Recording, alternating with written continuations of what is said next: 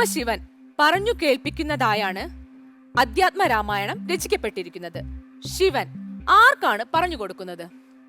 A വാൽമീകിക്ക്, B ലവകുശന്മാർക്ക്, C പാർവതിക്ക്, ഡി സീതയ്ക്ക്. Your time starts now. Option C പാർവതിക്ക്. Option C Parvathi. ലോക്ക് ചെയ്യാലോ അല്ലെ? വളരെ കോൺഫിഡന്റ് ആയിട്ടാണ് പറഞ്ഞത്. ലോക്ക് ചെയ്തു. എന്തായാലും സി പാർവതി. വാവ്, പാർവതി ശരിയായ ഉത്തരവാണ്. നിങ്ങൾക്ക് അത്രയും കോൺഫിഡന്റ് ആയ സ്ഥിതിക്ക് അതിലൊന്നും വരേണ്ട ആവശ്യം ഉണ്ടായിരുന്നില്ല അല്ലെ? അപ്പൊ അടുത്ത ക്വസ്റ്റ്യൻ ടീം എയോടാണ്. പരശുരാമന്റെ മാതാവ് A Anasuya, B Renuka, C Shakuntala, D Karthika സ്ത്രീകൾ. Your time starts now. B Renuka. B Renuka. ഉറപ്പാണോ? എന്തെങ്കിലും സംശയം? മാറ്റണോ?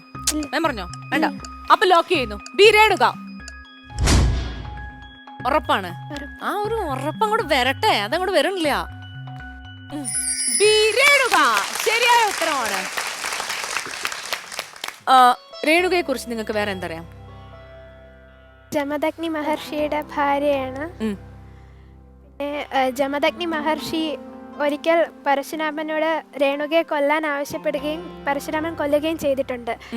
അപ്പോൾ ജമദഗ്നി മഹർഷി മകനോട് ആഗ്രഹം സാധിച്ചു കൊടുക്കാന്ന് പറഞ്ഞു. അപ്പോൾ മകൻ ചോദിച്ചത് രേണുകയെ പുനർജീവിപ്പിക്കണമെന്നാണ്. അപ്പോൾ അങ്ങനെ രേണുകയെ പുനർജീവിപ്പിച്ചിട്ടുണ്ട്. വീണ്ടും 2 മാർക്ക് കൂടി ടീം എക്ക്. ഓക്കെ, നമുക്ക് തുടരാം. ഈ റൗണ്ടിലെ അവസാനത്തെ ചോദ്യം ടീം ബിയോട് കൈരളി വിദ്യാഭവൻ. വിശ്വാമിത്രന്റെ യാഗം മുടക്കാനെത്തുന്ന രാക്ഷസന്മാർ ആരുടെ നിർദ്ദേശപ്രകാരം വരുന്നു എന്നാണ് വിശ്വാമിത്രൻ പറയുന്നത്?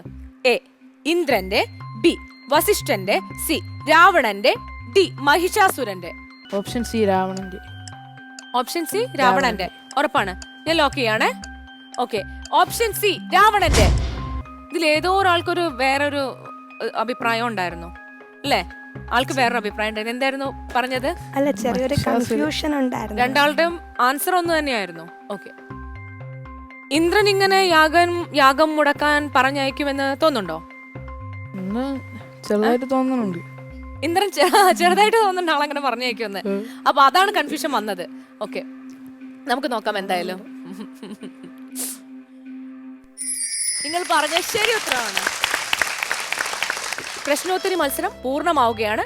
ഇന്നത്തെ റൗണ്ടിൽ 2 പേരും തുല്യരാണ്.